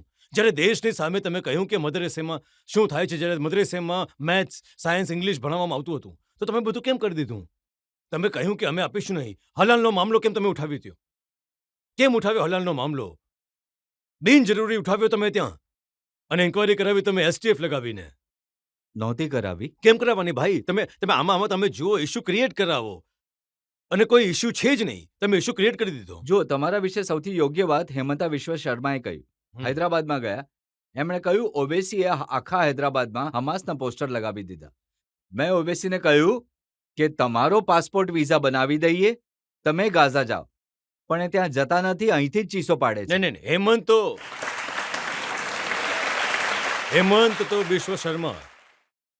હેમંત તો બિશ્વ શર્મા એક કૂતરાની અને બિસ્કિટની વાર્તામાં થોડું કન્ફ્યુઝન થી લઈ આવ્યા છે. કૂતરા અને બિસ્કિટની વાર્તા હતી ને, હમાસનું કોઈ પોસ્ટર હૈદરાબાદમાં નથી લાગ્યું. આ ખોટું બોલી રહ્યા છે હેમંત બિશ્વ શર્મા. પેલેસ્ટાઇનોના હિતમાં અમે પ્રોટેસ્ટ કર્યું હતું, એ વાત સાચી. ભારત સરકાર, મોદી સરકારે પોતે પેલેસ્ટાઇનનો એક સ્ટેમ્પ બહાર પાડ્યો. હું હેમંત બિશ્વ શર્માને એક રિક્વેસ્ટ કરીશ કે ચીન આપણી 2000 સ્ક્વેર ફીટ કિલોમીટર પર કબજો કરીને બેઠો છે. ડેપચાંગ અને આપણે ખોઈ ચૂક્યા છે. 65 પેટ્રોલિંગ પોઈન્ટમાંથી 22 પર આપણે નથી જઈ શકતા, ત્યાંના એસપીએ કહ્યું મોદીજીની સામે. તો હું હેમંત બિશ્વ શર્માને રિક્વેસ્ટ કરીશ કે ભાઈ તમને જવાના માટે નથી કહેતો હું. તું આરએસએસનો પેન્ટ પહેરીને લાકડી લઈને નહીં જા. હું અહીં કહી રહ્યો છું કે મને અને રજત શર્માને કેમેરાથી સાથે ડેપચાંગ લઈને જાઓ, અને અમે જવા ઈચ્છીએ છીએ કે ત્યાં શું થઈ રહ્યું છે. આટલું કરી દો તમે. તમે એ પણ નથી કરતા. તો હેમંત બિશ્વ શર્મા બોલે છે વધારે. એમને લાગે છે કે હવે હું બીજો અમિત શાહ બની જઈશ. તો હવે બીજેપીમાં સપના જોવા ગુનો છે. આટલા મોટા સપના જોવા એમને કદાચ ખબર નથી. તો જોઈ રહ્યા છે, કોશિશ કરી રહ્યા છે. એમને લાગે છે કે મને આગળ આપશે હમાસનું. અરે ભાઈ, તમે એ કહો, ભારત સરકાર ફિલિસ્તીનના અત્યાચારના વિરુદ્ધ અવાજ કેમ નથી ઉઠાવતી? ભારત સરકાર ઇન્ટરનેશનલ કોર્ટ ઓફ જસ્ટિસમાં કેમ નહીં ગઈ? સાઉથ આફ્રિકા જતું રહ્યું, હા, તમારું બ્રાઝિલ જતું રહ્યું. આપણે G20 છીએ. G20ના મોટા લોકો પણ એમની ઓફરનું શું કરશો? જે મેં તમને કહી રહ્યા છે કે હું તમને ગાઝા પટ્ટી મોકલી દઉં છું, જતા રહો. નહીં, જુઓ, ગાઝા પટ્ટી જેવું છે તો ચાલો જઈએ. ભારત સરકાર ડેલિગેશન જઈને જાય છે, હું જવા તૈયાર છું. ભારત સરકારને જુએ, અમે ઈચ્છીએ છીએ કે 20 લાખની વસ્તી ગાઝાની 13 લાખ લોકો બેઘર થઈ ગયા છે. 30,000 લોકોને ઇઝરાયેલે મારી નાખ્યા, જેમાંથી 16,000 માસૂમ બાળકો છે. 8,000 લોકો બિલ્ડિંગમાં ડેબ્રિસમાં પડેલી છે. અને મોદીજી વાત કરી નથી જઈ રહ્યા. પણ મોદીજી શું કરે છે? દુબઈ જાય છે, તેના શેફને મળે છે. હૈયા હબીબી, ગળે મળો. હવે કહો, આ કેવી મોહબ્બત છે? હવે આ હેમંતનો વિચાર જુઓ. ઓવેસીને હમાસથી સરખાવે. અરે ભાઈ, તમે ઓવેસીને સરખાવતા એ લોકો સાથે જે ભારતની આઝાદી માટે લડ્યા. અલ્લામા ફઝલ ખૈરાબાદી જે કાલા પાણીની સજામાં મોત પામ્યા હતા. તમે ઓવેસીને સરખાવતા બ્રિગેડિયર ઉસ્માન સાથે, જેમણે 47માં પોતાનો જીવ ગુમાવ્યો. તમે ઓવેસીને સરખાવતા હવાલદાર અબ્દુલ હમીદ સાથે, જેમણે 65ના યુદ્ધમાં પોતાનો જીવ ન્યોછાવર કરી દીધો હતો. તમે ઓવેસીને સરખાવતા જાહોર બારદાન સાથે, અબ્દુલ કલામ આઝાદ સાથે. પરંતુ નહીં, તમારી થોટ પ્રોસેસ જ આ છે, મુસલમાન ટુ ટેરરિઝમ. એમને કહ્યું કે જે રીતે આર્ટિકલ 370 હટાવી દીધું, જેમ અમે રામ મંદિર બનાવી દીધું, એ જ રીતે નિઝામ અને ઓવેસી બંને હૈદરાબાદથી પતી જશે. અમે નહીં પતી જવાના. જ્યાં સુધી દુનિયા રહેશે ત્યાં સુધી ઇન્શાઅલ્લાહ અમે રહીશું, ખુશીથી રહીશું. હા, જે દિવસે અમારું પતન થશે એ દિવસે દુનિયાનું પતન થશે. તો આ આમની બોલવાની થોટ પ્રોસેસ છે. હવે અમને શું લાગે છે કે ત્યાં આટલો જુલમ કર્યો મુસલમાનો ઉપર, તેમ છતાં આસામના જે મુસ્લિમ છોકરા છોકરીઓ જે છે, સૌથી વધારે નીટની પરીક્ષામાં ક્વોલિફાય થઈ ગયા. તો હેમંત તો અચંબામાં પડી ગયા કે આ શું થઈ ગયું, કઈ રીતે ક્વોલિફાય થઈ ગયા. અને ત્યાં એમને જેટલા મદરેસાઓને ડિમોલિશ કરી દીધા ડિઝાસ્ટર મેનેજમેન્ટ એક્ટનો ઉપયોગ કરીને, તો ક્યારે તેમની તારીખ મળી જ નહીં. કેટલા લોકોને એમણે હોમલેસ કરી નાખ્યા મુસલમાનોને ત્યાં આગળ, અને રિનોવેટ કરીને એસેમ્બલી કોન્સ્ટિટ્યુન્સી બનાવી દીધી ત્યાં આગળ. તો આ રેકોર્ડ એમનો આસામનો છે. હવે એમને ચિંતા થઈ છે નાની મુસલમાન છોકરીઓની, જેમના લગ્ન જબરદસ્તીથી કરી દેવામાં આવતા હતા. Prohibition of child marriage centre act છે, પોસ્કો એક્ટ છે, ચાઇલ્ડ મેરેજની એક સ્ટડી છે. ગરીબીને કારણે ચાઇલ્ડ મેરેજ થાય છે. સારું, એમને એ પણ નથી ખબર કે ભારતના સરકારનો જે ડેટા છે કે 12 મિલિયન ચાઇલ્ડ મેરેજ ઇન્ડિયામાં થયા. 84% તો આપણા હિન્દુ ભાઈ બહેનોમાં થયા છે, 11% મુસલમાનોની છે. તો ક્યાં કરી રહ્યા છે તેઓ? ભાઈ, તમે આ જુઓ ને. નહીં, એમણે કહ્યું કે 90 વર્ષ જૂનો નહીં, એ અંગ્રેજોના કાનૂન- જમાનાનો એક કાયદો નહીં, હતો, નહીં, જેના મુજબ જો છોકરીની ઉંમર કે છોકરાની ઉંમર ઓછી છે, તેમ છતાં એમના લગ્ન રજીસ્ટર થઈ જતા હતા. આ સરાસર જુઠ્ઠું છે. ગવર્મેન્ટ ઓફ ઇન્ડિયાનો ડેટા છે, નેશનલ ફેમિલી હેલ્થ સર્વે, તે એક ઘરના નકારાત્મક ફેમિલી દેવામાં આવે છે મુસલમાનો વિરુદ્ધ, જે હિન્દુઓના લગ્ન 18 વર્ષમાં થઈ ગયા હોય. એવરેજ એટલા જ મુસલમાનોના લગ્ન 18 વર્ષમાં થાય છે. અને એ જ 90 વર્ષ જૂનો કાયદો એમને મટાવી રહ્યો છે. હવે આ જે કાયદો બનાવ્યો છે રાત્રે 12 વાગે કે મારે જો મારા લગ્ન કરવા છે મુસલમાન દીકરા કે દીકરીની, તો સ્પેશિયલ મેરેજ એક્ટમાં કરાવવી પડશે. ભાઈ, સ્પેશિયલ મેરેજ એક્ટમાં નહીં થાય છે. સ્પેશિયલ મેરેજ એક્ટમાં મહેરનો ક્યાં પ્રોવિઝન હશે જે વરરાજા કે વરવધુને આપવાની હોય છે? તમે અમારી જાતીય રિચ્યુઅલ જે છે, જેના વગર મારા લગ્ન નહીં થાય, કેમ છીનવી રહ્યા છો? કેમ છીનવી રહ્યા છો તેઓ એ મારાથી? જ કહે છે આવી વાતો કરીને તમે ડરાવો છો ડરાવતો નથી, હું મુસલમાનોને. ફેક્ટ કહી રહ્યો છું, હું જૂઠું નથી બોલી રહ્યો, હું સચ્ચાઈ કહી રહ્યો છું. એમને જે 90 વર્ષ જૂનો કાયદો મિટાવી દીધો, ભાઈ તમે એવું શું કામ કર્યું? ભાઈ, ચાઇલ્ડ મેરેજ તો નહીં નહીં, થવું ઓબીસી જોઈએ સાહેબ, ને. મેં એ કાયદો જોયો છે. એમાં જે સ્પેશિયલ પ્રોવિઝનમાં છેવટે જે પેરા છે એમાં લખ્યું છે કે જો આ કાયદાની બહાર પણ જો નિકાહ થાય છે, જો કોઈ લગ્ન થાય છે, તો એને રિપીલ નહીં કરી નહીં, શકાય નિકાહ આ કઈ રીતે કાયદામાં. થશે જ્યારે હું સ્પેશિયલ મેરેજ એક્ટ કરીશ? નિકાહ મને હું તો નહીં, સ્પેશિયલ નહીં, મેરેજ એક્ટ તો સેક્યુલર નહીં, બધા લોકો માટે આ તો છે. હું તો કહી રહ્યો છું ને કે સેક્યુલર જો છો તમે, ભાઈ, હિન્દુ ધર્મ મુજબ હિન્દુઓના લગ્ન થશે, શીખ ધર્મ મુજબ શીખોના લગ્ન થશે. આજ તો તમે ફેલાવી તો- રહ્યા છો. જેમ કે યુસીસી માટે તમે કહો છો કે યુસીસી આવશે તો નિકાહ નહીં થઈ શકે, બધાએ લગ્ન કરવા પડશે. એ સારું સાચું સારું તો સારું, નથી. ચાલો યુસીસી ની જરૂરત નથી દેશમાં. બાબા સાહેબ આંબેડકરે કહ્યું કે વોલન્ટરી હોવું જોઈએ. આપણે યુસીસી માટે શું કર્યું છે? આપણે સ્પેશિયલ મેરેજ એક્ટ બનાવ્યો છે, અમે ઇન્ડિયન સક્સેશન એક્ટ બનાવ્યો છે, આપણે બે એવા સેક્યુલર કાયદાઓ બનાવી દીધા.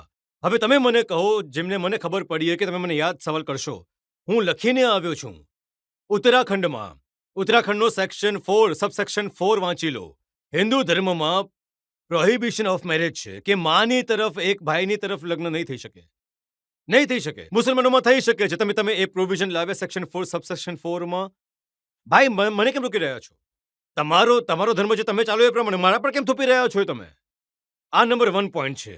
એમાં ઘણી બધી લિસ્ટ નહીં, એમણે નહીં, આપી સર, છે, નહીં. જેમ કે બહેનોથી, કઝન્સથી લગ્ન એમાં નહીં કરી પ્રોહિબિટેડ શકાય. લિસ્ટ તમે બનાવી દીધું. હા. અચ્છા, એમાં વધુ એક વસ્તુ શું કરી દીધું તમે કે જો 2010માં જો તમારા લગ્ન થયા હતા કોઈના ઉત્તરાખંડમાં, તમારે રજીસ્ટર કરાવવાનું છે હમણાં. હવે 2010માં જો કોઈની પોતાના સગાવાલામાં લગ્ન થયા છે તો રજીસ્ટર નહીં થાય. તમે તમારો ધર્મ મારા પર કેમ થોપી રહ્યા છો? અને તમે એવું કેમ સમજી રહ્યા છો કે અમારા ધર્મની મોરાલિટી સારી છે ને અમારા ધર્મ મોરાલિટી જો ખરાબ છે? પુષ્કરસિંહ ધામીને મેં આ પૂછ્યું હતું, એ આપકી અદાલતમાં આવ્યા હતા, તો એમણે કહ્યું કે આજે એક મુસલમાન 4 લગ્ન કરે છે, આ પણ- હલાલા થાય છે, આ- આ બધાને નહીં, રોકવા નહીં, માટે નહીં, કાયદો નહીં, છે. જો આ ખોટું બોલી રહ્યા છે પુષ્કરસિંહજી. જો ખોટો છે. 2006 નો તમે જઈને જોજો, એ મને સાંભળ્યા પછી. 2006 નો ગવર્મેન્ટનો ડેટા છે. ગવર્મેન્ટનો ડેટા એમ કહે છે કે 100 જો લગ્ન થાય છે એમાં હિન્દુઓમાં આમાં 1.7 બે પત્નીઓ છે, મુસલમાનોમાં 2.5. આ 2006 નો ડેટા છે. તમે આની વાત કેમ નથી કરતા? અને મુસલમાનમાં જ્યારે લગ્ન થાય છે તો એને પત્નીનું સ્ટેટસ મળે છે. હિન્દુ ધર્મમાં કોઈના સેકન્ડ મેરેજ થાય છે તો પત્ની નથી થતી. અને જો હું મરી જાઉં છું, ઉદાહરણ તરીકે, જો મારી 2 પત્ની છે, હું એકમાં જ પરેશાન છું એમ તો, જો 2 પત્ની છે તો મારા મરવા પછી મારી પ્રોપર્ટી મારી પત્નીને મળશે, ત્યાં નહીં મળશે. તો આ ખોટું કેમ બોલે છે આ લોકો? અચ્છા, તમે લોકો બોલો ડિવોર્સનો. ઉત્તરાખંડમાં ડિવોર્સનો કાયદો તમે શું કહી દીધું, એને સેમ કરી દીધો. Hindu marriage act 54, special marriage act 54, divorce act 1969. અરે કેમ તમે કરી રહ્યા છો? તમે તમારા ધર્મનો કાયદો મારા પર કેમ નાખીને યુસીસી કઈ યુનિફોર્મ યુસીસી છે, તમે એમાં ટ્રાઇબલ્સને અલગ કરો છો, યુનિફોર્મિટી ક્યાં છે સર એમાં? જ્યારે તમે યુનિફોર્મિટી કરી રહ્યા છો, ચોથી વાત એ છે કે ઉત્તરાખંડમાં જે કહી રહ્યા છે કે યુસીસી નથી, તો યુસીસી આખા દેશમાં હોવું જોઈએ. અને તમે સ્ટેટમાં કયા કાયદા બનાવી રહ્યા છો? માત્ર મુસલમાનોને તેમના રિલિજિયનથી દૂર કરવા માટે, એમની રિલિજિયસ પ્રેક્ટિસથી દૂર કરવા માટે, રિફોર્મના નામ પર તમે અમારા મુસલમાનોથી અમારો રિલિજન છીનવી લેવા ઈચ્છો છો. એ જ તો હું કહી રહ્યો છું, ઉદાહરણ આપી રહ્યો છું. સેક્શન 4 સબસેક્શન 4 તમને કહી રહ્યો છું. આમનું ડિવોર્સનું સેક્શન 25, 27. અને લગ્ન જે ઇસ્લામમાં થાય છે ને, એ જન્મનો સાથ નથી હોતો. હિન્દુ ધર્મમાં જન્મનો સાથ છે. અમારી પાસે એક કોન્ટ્રાક્ટ છે. એક જન્મ માટે 2 થયો છે, બીજા જન્મ નથી જોઈતી. હું કહી રહ્યો છું આપને, આ જન્મનો સાથ નથી. મારે તમને એ પૂછવું છે કે અમુક લોકો કહે છે કે વધારે બાળકો કરવાથી ડેમોગ્રાફિક વધશે. તમારું આના પર શું કહેવું છે? આ સદંતર ખોટું છે, અસત્ય છે. હું તમને એ કહી રહ્યો છું કે ભારતમાં જે ફર્ટિલિટી રેટ છે મુસલમાન અને હિન્દુઓનો, 1992માં મુસ્લિમ ફર્ટિલિટી રેટ હતો 4.41. હવે આવ્યો છે જે લેટેસ્ટ ડેટા છે ગવર્મેન્ટનો 2.36. હિન્દુઓનો હતો 3.30, એ ઘટીને 1.94 છે. તો ડિફરન્સ છે માત્ર 0.4% છે. તો આ જે લોકો બોલે છે ને કે મુસલમાન બધા હિન્દુઓથી આગળ નીકળી જશે, નહીં વધે. 600 વર્ષમાં પણ નહીં વધે, 1000 વર્ષમાં પણ નહીં વધે. ભારતમાં હિન્દુઓનું પોપ્યુલેશન સ્ટેબલાઇઝ થઈ જશે બાય 2070, અને મુસલમાનનું પોપ્યુલેશન સ્ટેબિલાઇઝ થઈ જશે બાય 21, બીજા 40 વર્ષ પછી. અને જે લાસ્ટ મુસલમાનનું પોપ્યુલેશન હશે 18.87%. એટલું જ થશે. આવી વસ્તુઓ સોશિયલ મીડિયા પર ઘણી ચાલે છે. લોકો એક્ઝામ્પલ આપીને કહે છે કે બેલ્જિયમમાં બેલેન્સ બગડી ગયું, ત્યાં વધારે મુસલમાન થઈ ગયા, ત્યાંના લોકો ઓછા થઈ ગયા. સર, બેલ્જિયમના વોફેલ સારા હોય છે. મેં પણ એક ક્યારે ખાધા છે. પણ બેલ્જિયમમાં ત્યાં જે લોકો આવ્યા છે અરબ કન્ટ્રીઝથી, તે ત્યાં એ રહી રહ્યા છે. પણ ભારતમાં તો આવું નથી થવાનું. ભારતમાં એમ્પિરિકલ એવિડન્સ છે. તમે વિશ્વાસ તમે જે રાખો. નંબર્સ કહી રહ્યા છો એને પણ એ લોકો ચેલેન્જ કરે છે. નહીં, એને સર. લઈને એ લોકો કહે છે કે જ્યારે જનસંખ્યા ગણવા વાળા લોકો જાય છે જી. તો મુસલમાન પોતાના 9માંથી 5 બાળકોને અંદર છુપાવી લે છે, 4ને ગણાવે છે, 5ને નથી ગણાવતા. તો એમને કેવી રીતે ખબર પડી કે 9 છે? ક્યાં તો એવું છે કે જે ગણવા ગયો છે એણે જ એમને જન્મ આપ્યો છે, અથવા તો પછી એમનો કાકો છે, એમનો દાદો છે, કે પછી નાના છે, કે પછી એમની દીકરી એ જ ઘરમાં. ભાઈ ખબર કેવી રીતે પડે? આ ખોટી વાત છે ને સર. 9 બાળકો કરી રહ્યા છે, નહીં કરી રહ્યા. તમે ભણતરને સામાન્ય કરો. તમે મુસ્લિમ મહિલાઓનો ડિમાન્ડ ડ્રીવન સ્કોલરશિપ આપો. તમને હું કહી રહ્યો છું કે 21ના પહેલા પોપ્યુલેશન સ્ટેબિલાઇઝ થઈ જશે. તમે ભણતરમાં મદદ જ નથી કરી રહ્યા. મોદીજીએ સ્કોલરશિપ બંધ કરી દીધી છે. મોદીજીએ તો આપકી અદાલતમાં કહ્યું હતું કે હું ઈચ્છું છું કે મુસલમાનના એક હાથમાં કમ્પ્યુટર હોય અને બીજામાં કુરાન. મોદીજીએ અમારા હાથમાં કંઈ જ રાખ્યું નથી. અમારું ઘર જ છીનવી લીધું છે, મસ્જિદોને છીનવી લીધા છે, ઓળખને છીનવી લીધી છે. એ તો મોદીજી ડાયલોગ સારા મારે છે, માશા અલ્લાહથી. એ એમનાથી કોઈ સ્પર્ધા નથી. કોઈ સ્પર્ધા નહીં કરી શકે. ભાઈ, તમે એક હાથમાં કુરાન અને કમ્પ્યુટર આપી રહ્યા છો. તમે પ્રી મેટ્રિક સ્કોલરશિપ 9th ક્લાસથી કેમ કરી? ભાઈ, તમારે ક્લાસ 4, 6 કરવી જોઈતી હતી ને. તમે મૌલાના આઝાદ ફાઉન્ડેશન કેમ બંધ કર્યું, જેમાં લોકો પીએચડી કરે છે? તમે કેમ બંધ કર્યું એને? ભાઈ, તમે જે કરી રહ્યા છો એ કહી રહ્યો છું ને. તમે મેરિટ ઇન વુમેન્સની સ્કોલરશિપને ઓછી કરી નાખી છે. 2021-22નું જે બજેટ હતું એમાંથી ખાલી 22% જ ખર્ચો થયો હોય જણાવું છું તમને. આ પાર્લામેન્ટનો ડેટા ઉચકીને તમે જોઈ લો. તો પોપ્યુલેશનની બાબતે તમે નિશ્ચિત રહો મારી બહેન, કે મુસલમાનોનું પોપ્યુલેશન 18.9 પર રોકાઈ જશે, સ્ટેબિલાઇઝ થઈ જશે. અને હિન્દુઓ અને મુસલમાનોમાં 80 કરોડનો ફરક છે, રહેશે બરાબર. એમાં ચિંતા નહીં કરો. આ બીજેપી RSSની વાતોમાં નહીં જાઓ. એમને એ જો તમને કહું, જો ભાઈ ભેંસ ઉડી રહી છે તો વિશ્વાસ નહીં કરો એમને. એ એમ પણ કહે છે કે જે મુસ્લિમ છે એ ઇસ્લામને કારણે જનસંખ્યા કંટ્રોલના જે મેથડ્સ છે એમાં બિલીવ નથી કરતા, એટલે વધારે બાળકો થઈ જાય છે. સૌથી મોટું ખોટું છે કોન્ટ્રાસેપ્શનનો ઉપયોગ થયો છે, જે હું એ ડેટા આપી રહ્યો છું. 92-93માં મુસલમાન લોકો 27.7% કોન્ટ્રાસેપ્શનનો ઉપયોગ કરતા હતા. 2019માં 60.2% મુસલમાન કોન્ટ્રાસેપ્શનનો ઉપયોગ કરતા હતા.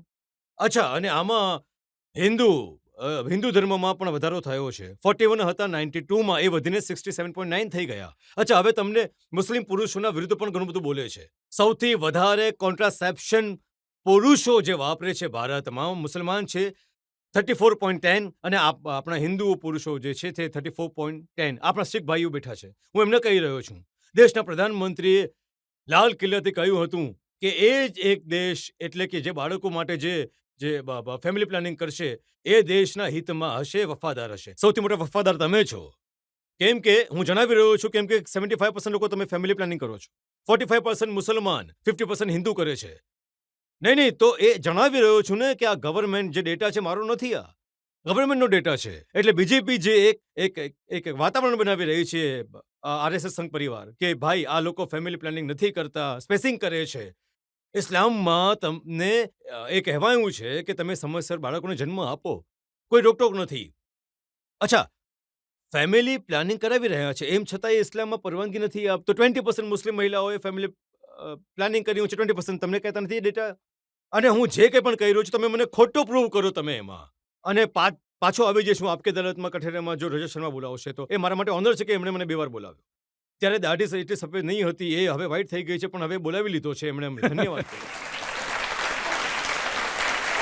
જનતામાંથી સવાલ લઈશું. તમે તમારી દલીલોમાં સભાઓમાં કહી રહ્યા છો કે મુસલમાન જ મુસલમાનનો દુશ્મન બની રહ્યો છે અને આપણે આમનામાં છુપાયેલા અમુક લોકોને ઓળખવા જોઈએ. તો સર, તમને લાગે છે કે શું એ કોમના લોકો છે એ તમારી વાત પસંદ કરશે અને તમારી સાથે આવવા ઈચ્છશે? કરબલાના મેદાનમાં ઇમામ હુસેનને શહીદ કરવા વાળા મુસલમાન હતા. કરબલાના મેદાનમાં ઇમામ હુસેનની સાથે નમાઝ સાથે પડતા હતા અને નમાઝ કર્યા પછી તલવાર ઉચકવા વાળા મુસલમાન હતા. કરબલાના મેદાનમાં રસૂલુલ્લાહ સુલેમાન સલમના દીકરાને શહીદ કરવા વાળા મુસલમાન હતા. ટીપુ સુલતાનને સિરાજુદ્દૌલાના દગો આપવા વાળા મુસલમાન હતા. તો આ થતું આવ્યું છે મીર જાફર, મીર સાજિદની કે જે આજે પણ છે. હું એ કહી રહ્યો છું. જેવું અમે હમણાં જોયું તમને શાયરીનો કેટલો શોખ છે. તમારી દલીલો પણ અમે જોઈએ છે કે તમે તમારી વાતને શાયરી થ્રુ લોકો સુધી પહોંચાડવા ઈચ્છો છો. તો હું ઈચ્છું છું કે તમે જણાવો કે આજે જે આપણા દેશની સ્થિતિ છે એના પર તમે કઈ શાયરી અર્જ કરવા માંગશો? अखलाक का जलता हुआ घर देख रहा हूं, देखा नहीं जाता मगर देख रहा हूं. સરદાર સાહેબ કંઈ પૂછવા માંગે છે. પહેલા તો તમે અમારા વખાણ કર્યા અને તમારી પણ પ્રશંસા કરી કે અમે બધા ઊંધા હાથમાં ઘડિયાળ પહેરીએ છીએ અને લોકો કહે છે કે મુસલમાન ઊંધા હોય છે, જ્યારે કે તમે જમણા હાથમાં ઘડિયાળ પહેરી છે. તો ઉલટામાં તમે પહેરી છે. ખેર. અને બીજી વાત તો નથી થઈ ગયો ને ભાઈ. નહીં, તમે સીધી જ પહેરી છે, અમે ઊંધા હાથમાં પહેરી છે. અને બીજી વાત, સર, બધા જેમ કહે છે કે આરએસએસ, બીજેપી, તમે પણ કહ્યું કે આ બધામાં આ જે અખંડ ભારતની જે બધા કરી રહ્યા છે આ બધું એના માટે છે. તો એ અખંડ ભારતની ફેવરમાં છે.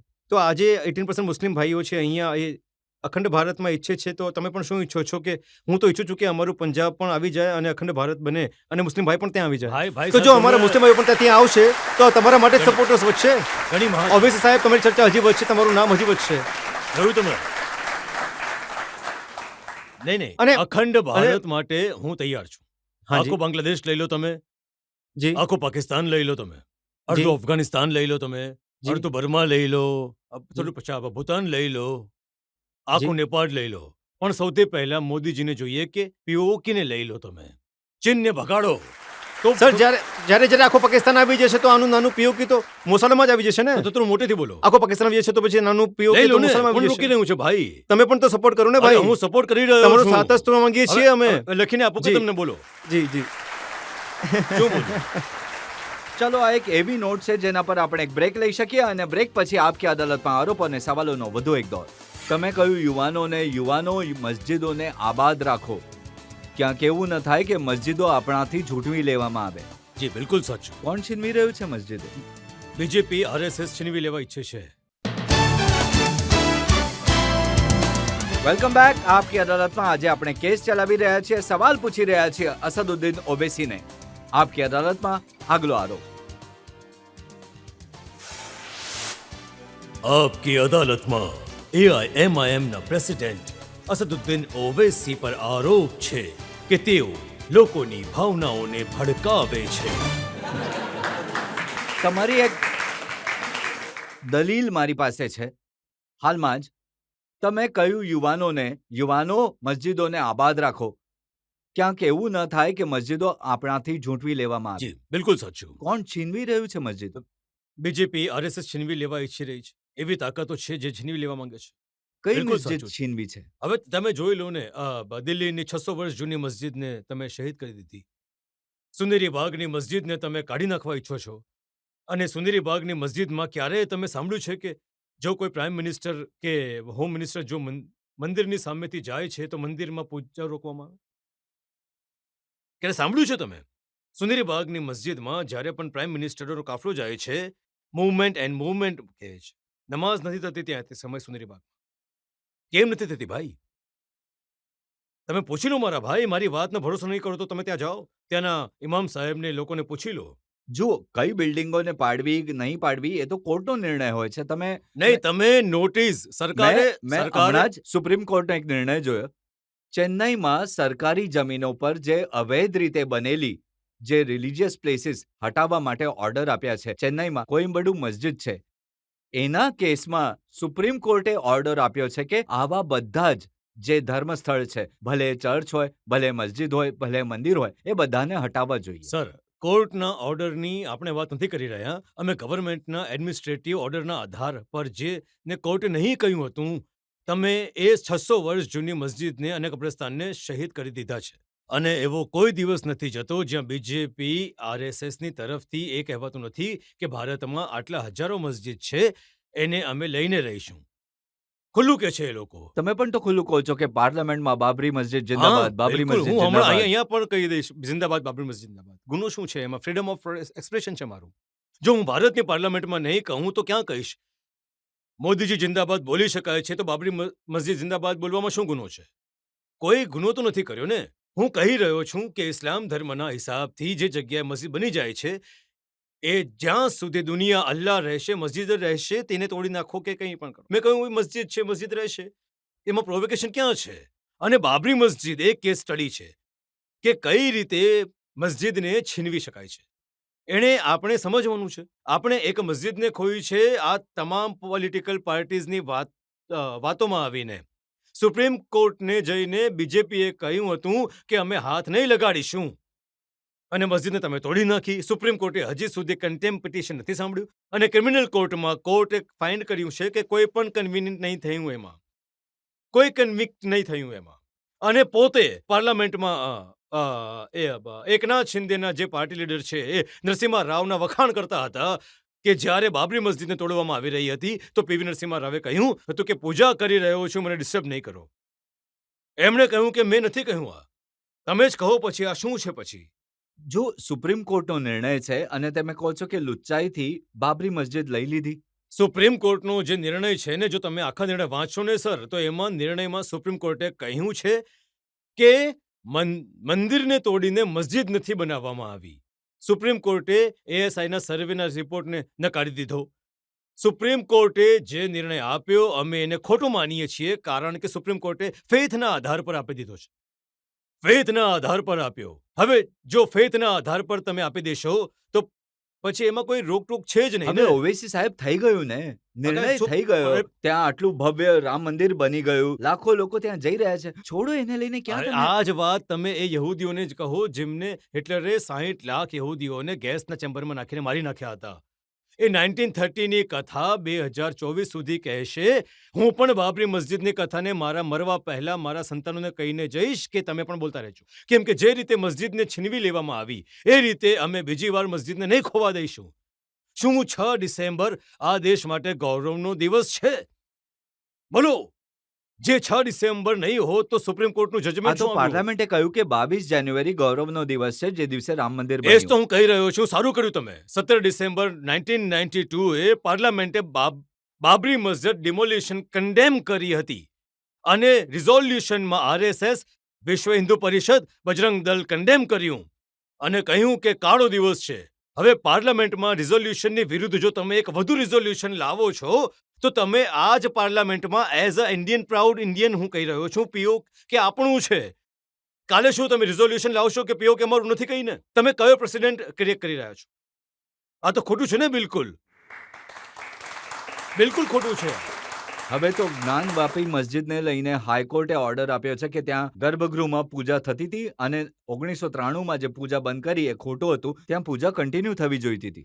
હવે આની ક્રોનોલોજી તમે સમજો. હું તમને એક એક્ઝામ્પલ આપી રહ્યો છું તમે લોકોને સમજાવવા માટે.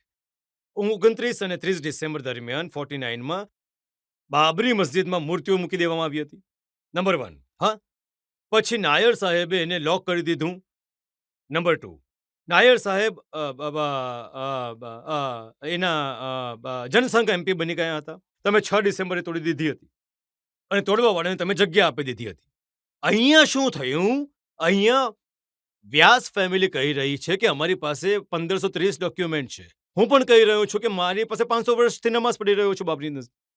નંબર 1. વ્યાસ ફેમિલી કહે છે કે 93માં મુલાયમસિંહની સરકારે વગર કારણે એને બંધ કરી દીધી હતી. હું પણ કહી રહ્યો છું કે મારી મસ્જિદને પણ તમે બંધ કરી દીધી. હવે કોર્ટને જઈને પૂજા અલાઉ કરી છે, પણ નમાઝ કેમ અલાઉ નથી કરતા તમે? તમે સમજો એટલે જ અમે કહી રહ્યા છીએ કે અમે મસ્જિદને ખોવા નથી માંગતા બીજી વાર. હવે તમારે આ વાતોને સમજવી જોઈએ.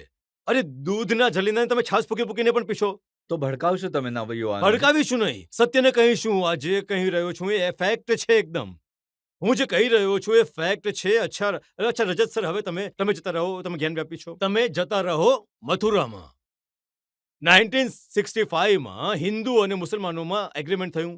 મુસલમાનોએ 8 એકર જમીન આપી દીધી. અચ્છા, એ એગ્રીમેન્ટ પર કોણે સાઇન કરી? હિન્દુઓની તરફથી પંડિત મદન મોહન માલવિયા. શું પંડિત મદન મોહન માલવિયાથી મોટા હિન્દુ નરેન્દ્ર મોદી છે? નથી. એમણે સાઇન કરી હતી. તમે 2023માં કહો છો કે નહીં, અમે અધિકાર નહીં થયો એ જમીન આપવાનો લેવાનો. કોણ ખોલી રહ્યું છે આ દેશમાં? કોણ ધાને ખોલી રહ્યું છે? કોણ આ દેશને એ માર્ગ પર લઈ જવા માંગે છે જ્યાં બંને ધર્મમાં અથડામણ થશે? વિશ્વ હિન્દુ પરિષદના પ્રેસિડેન્ટ આલોક કુમાર, એમના નિવેદન હું વાંચી રહ્યો હતો. એ કહી રહ્યા હતા કે અમે મુસલમાનોને હાથ જોડીને કહી રહ્યા છીએ કે હવે અયોધ્યા પછી મથુરા અને કાશી આપી દે, પછી અમે કંઈ નહીં ક્લેમ કરીએ. આ બધું બકવાસ છે. આ બધું ખોટું છે. અરે ભાઈ, કેમ આપીશું? મસ્જિદ મારા બાપાની થોડી છે. મસ્જિદ મારી માની થોડી છે. મસ્જિદ તો અલ્લાહની હોય છે. મસ્જિદનું એક કાગળ છે, એક ડોક્યુમેન્ટ છે. તમે ક્યાં સુધી બોલશો? એ જમાનામાં મુગલ બાદશાહ હતો તો પુષ્પમિત્ર સંઘાથી કોણ બન્યા લાવી આવશે? કહો મને. પુષ્પમિત્ર સંઘાએ ઘણા બૌદ્ધ ધર્મના સ્તૂપિનોને તોડી નાખ્યા છે. એનો ન્યાય કરો તમે. તમે જ્યારે મુગલ બાદશાહને બોલો છો, પુષ્પમિત્ર સંઘાનું શું કરશો? પુષ્પમિત્ર સંઘા વિશે કોઈ વાત નથી કરતું અહીંયા.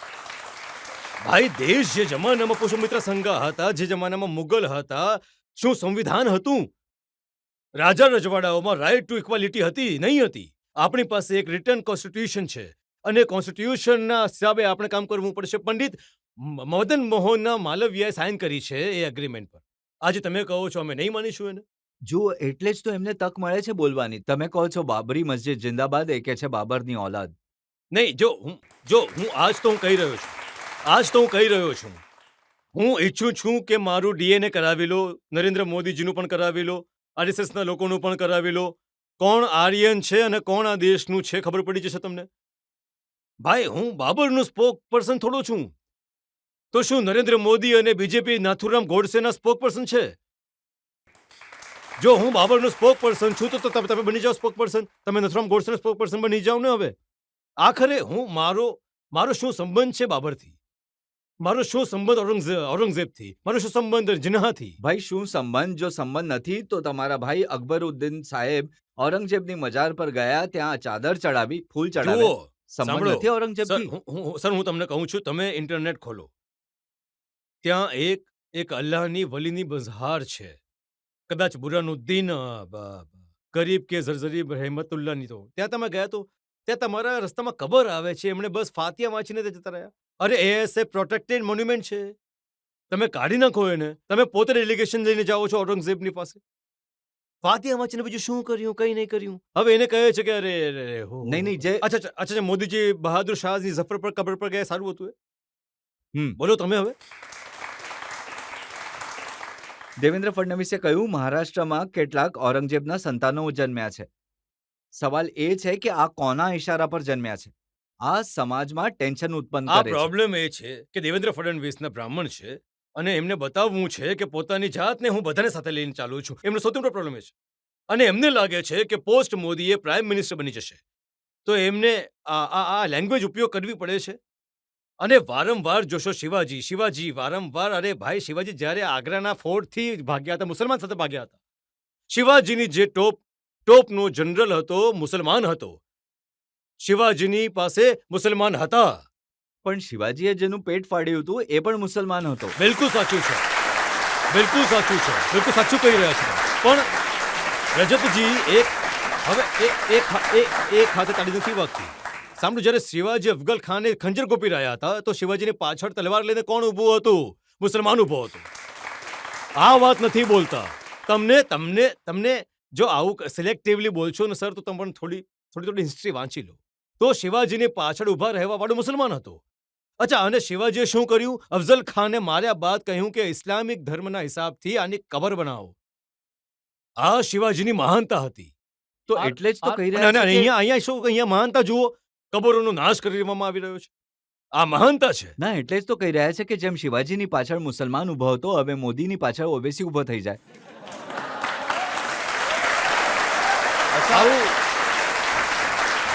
બધો ઝઘડો ખતમ થઈ જશે. જુઓ, એક વાત સાંભળો. સમુદ્રના બે કિનારા ક્યારે એક નહીં થઈ શકે. સમુદ્રના બે કિનારા ક્યારે એક નહીં થઈ શકે.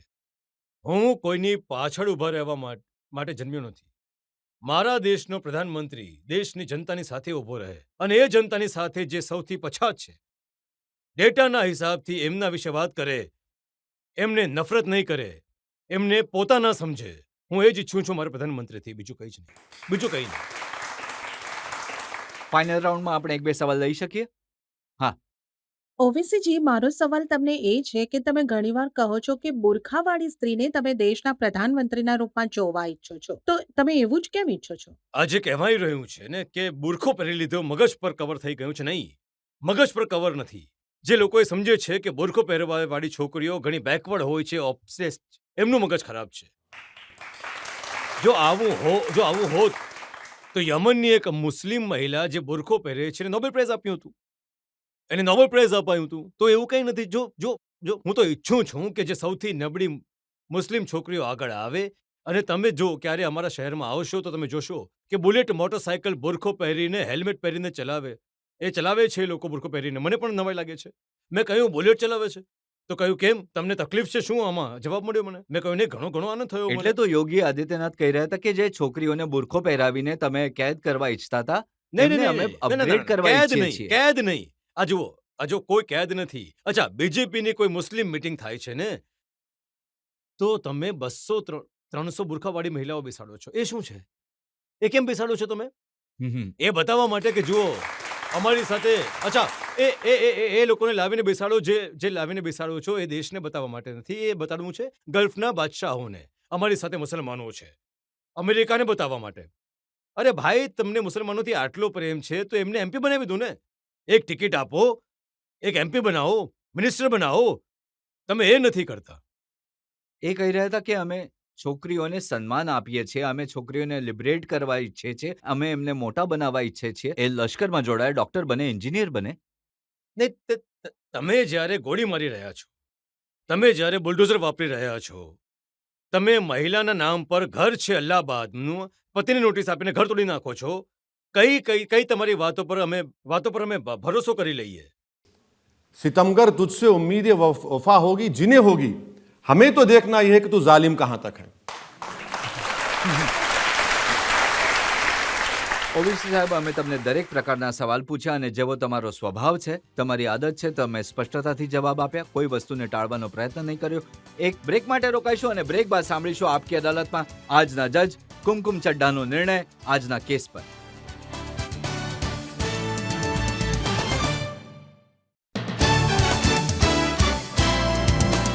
Welcome back. આજે આપણે કેસ ચલાવ્યો બેરિસ્ટર અસદુદ્દીન ઓવૈસી પર.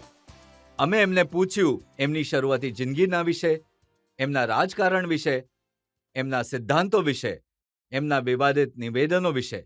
હવે સમય છે આપકી અદાલતમાં આજના જજ હિન્દુસ્તાન ટાઈમ્સના સિનિયર જર્નલિસ્ટ કુમકુમ ચડ્ડાના નિર્ણયનો. ઓવેસીજી પોતાની કોમનો એક મજબૂત અવાજ છે અને જ્યારે એ બોલે છે તો બધા સાંભળે છે. Everyone listens when Owaisiji speaks. એમની વાતો રસપ્રદ છે અને એમની વાતોમાં એગ્રેશન અને એક ફાયરી એલિમેન્ટ છે અને આ એમની પર્સનાલિટી છે. તો અગ્રેશનને એમનાથી અલગ નહીં કરી શકાય. It is like segregating fire from wood or taking away the trees from the forest, so to speak. Rajat Sharma is razor sharp. He is of course a colleague and બેફિકર છે અને બુલંદ છે. એટલે આજની જે તકરાર હતી કે જે આ હરીફાઈ હતી એક લેવલ પ્લેઇંગ ફિલ્ડ પર હતી and it was at the same level. So નિર્ણય કરવો થોડો મુશ્કેલ છે, બટ ઓવેસીજીએ દરેક વસ્તુનો, દરેક સવાલનો જડબાતોડ જવાબ આપ્યો છે. તો અદાલત એમને એ સલાહ આપીને કે પોતાની ભાષા પર થોડો સંયમ રાખે.